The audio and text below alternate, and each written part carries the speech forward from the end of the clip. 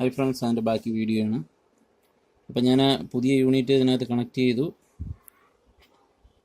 Rotate ചെയ്ത് കാണാൻ കഴിയും. ഇതുവഴി റൊട്ടേറ്റ് ചെയ്യുന്ന ഈ ഫീൽഡിൽ നിന്നുണ്ടാ അപ്പോൾ ഞാൻ പറഞ്ഞ് മനസ്സിലായി കാണുമല്ലോ. ഇതുവഴി DC വോൾട്ട് ഇതിൽ അപ്ലൈ ചെയ്യും. ഇതിനകത്ത് കോയിലുകളുണ്ട്. ആ കോയിലുകൾ മാഗ്നറ്റായിട്ട് ആക്ട് ചെയ്യും. അപ്പോൾ ഇത് മാഗ്നറ്റായി മാറും. മാഗ്നറ്റായി മാറുമ്പം നമ്മുടെ ഇതുവഴി ഉള്ള പുള്ളി ഔട്ട് നമ്മളെ എഞ്ചിനുമായിട്ട് കണക്ട് ചെയ്തിട്ടുണ്ട്. എഞ്ചിൻ്റെ ഫ്ലൈ വീല് കറങ്ങുമ്പോൾ അതിൻ്റെ കൂടെ ഇത് കറങ്ങും.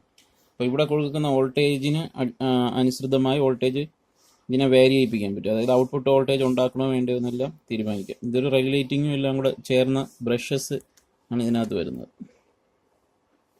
കാണാൻ കഴിയും.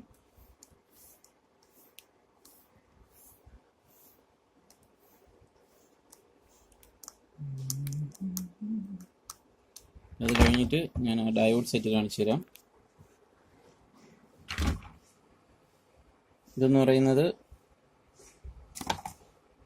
ഇതിനകത്ത് 3 ഫേസ് ജനറേറ്ററാണ്. ഇതിനകത്ത് ഒരു കോയിൽ, ഒന്നാമത്തത്, രണ്ടാമത്തത്, മൂന്നാമത്തെ സെറ്റ്. എന്നിട്ട് ഇതിൻ്റെ എല്ലാത്തിൻ്റെ ഒരു എൻഡ് നേരെ ഇതിൻ്റെ ബോഡിയിൽ ഗ്രൗണ്ട് ചെയ്തിട്ടുണ്ട്. അപ്പോൾ ഇത് കഴിഞ്ഞിട്ട് ഡയോഡ് വെച്ചിട്ടുള്ള ഒരു സർക്യൂട്ട് ഉണ്ട്. ഇതിനകത്ത് മെറ്റൽ ഡയോഡ് 1, 2, അത് കഴിഞ്ഞിട്ട് നമ്മൾ നോർമൽ ഡയോഡ്, അങ്ങനെ എല്ലാം കൂടെ കഴിഞ്ഞ് ഔട്ട് നേരെ ഇവിടെ നിന്ന് വെളിയിലോട്ട് എടുക്കും. ഓക്കെ, ഈ പിന്നിൽ നിന്നാണ് ഔട്ട് എടുക്കുന്നത്. ഇതാണ് ഒരു ആൾട്ടർനേറ്റർ ഡൈനാമോ.